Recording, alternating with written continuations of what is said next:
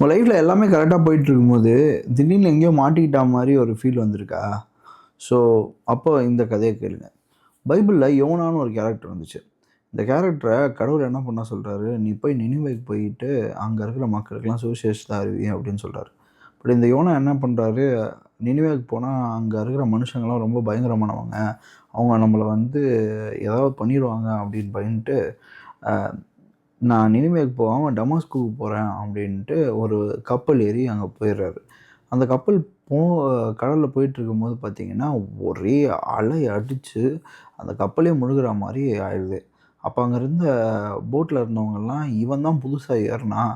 So இவன தூக்கி கடல்ல போட்டா நம்பள கடவுள் வந்து காப்பாத்திருவாரு." அப்படின்ற மாரி இந்த யோனாவ தூக்கி கடல்ல போட்டுறாங்க.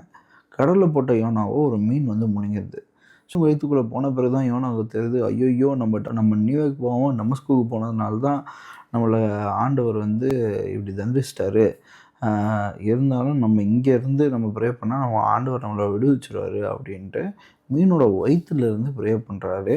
அதுக்கப்புறம் ஆண்டவர் அவர விடுவிக்கிறாரு. இப்படிதான் நம்மளும் கர்த்தர் ஏதோ சொல்ல வந்தத நம்ம ஏத்துக்காம, நம்மளோட அறிவின் நிமித்தமா நம்ம ஏதோ ஒரு முடிவு எடுத்திருப்போம். அதனால இப்ப நம்ம மாட்டிக்கிட்டு இருப்போம்.